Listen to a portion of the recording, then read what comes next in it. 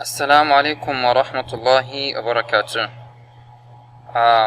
In this tafsir general series of kind of knowledge and observation we need to always observe, or you need to always keep in mind while reciting the glorious Qur'an with Tajweed and with fluency. So if you intend to recite the glorious Qur'an with Tajweed and with fluency, these are some of the general rules that you need to you need to put in mind for you to be able to recite with Tajweed and to also recite rightly. Firstly, the way Quran is arranged is the fact that each surah consists of a phase, and the end of the phase is indicated by this sign, and it's also giving numbers. So this is number 1, this is number 2, 3, 4, 5, and so on.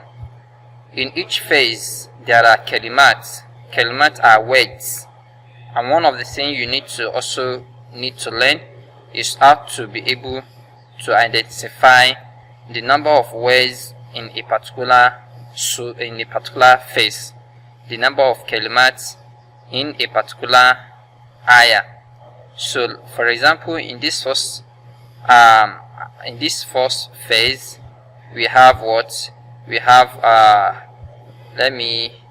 we have 3 words here. The first word, stop here. The second one, stop here. And though I think, let me see if I can go back, it's somehow the highlighting is somehow bigger than what I want. Okay, let me see. So the first word, stop, in between this and the second word, stop after the hamza.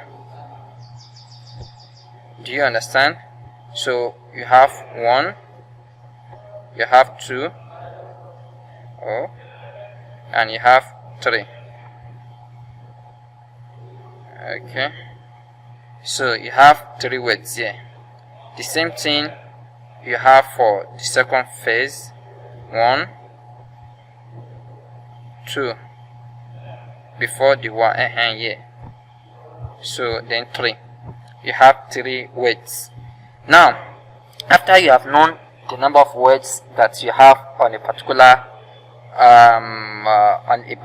surah, the next thing you need to know is the fact that these words, even though they are different, primarily you expect to recite them as if though they're a single word at a single stretch, without pausing, without taking your breath.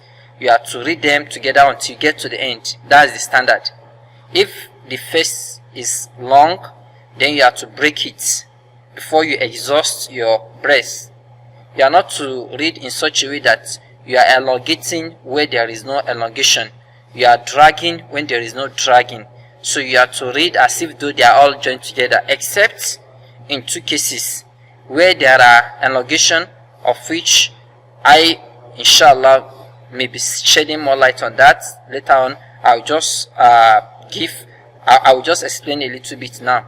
So except when you have elongation or when you have gunna, instances of gunna where you need to apply gunna. These are the two exceptions to you not reading at a stretch and joining the words together.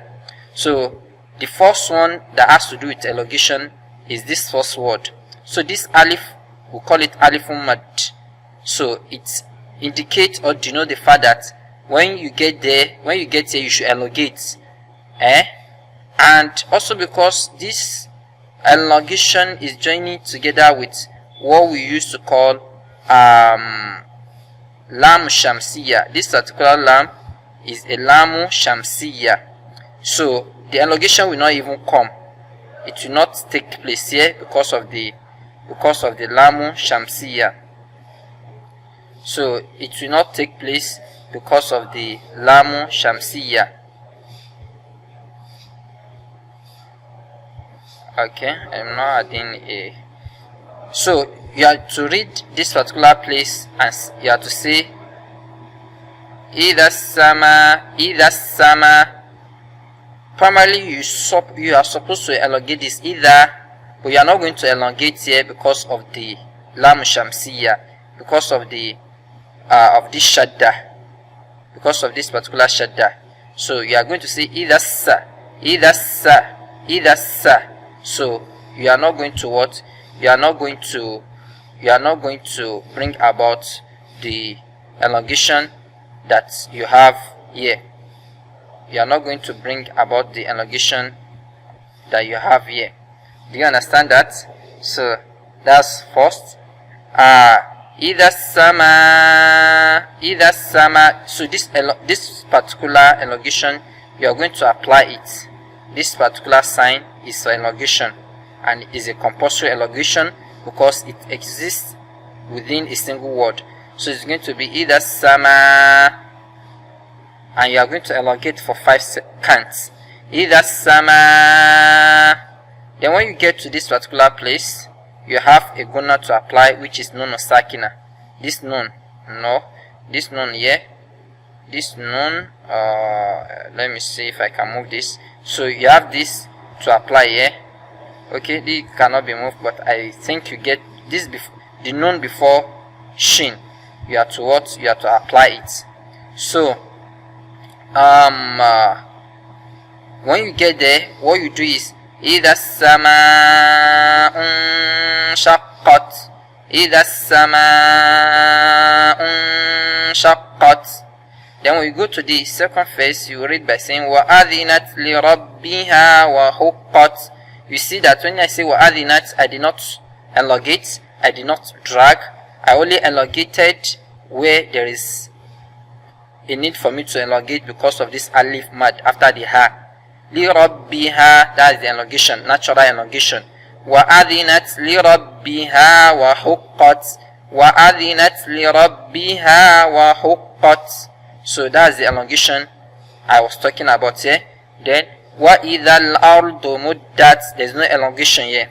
And this particular place where you're supposed to apply the elongation, you are not going to apply because of the lamu al-qamariya, because of the lam with sukun. So you are going to do away with this elongation here. So majorly when you have this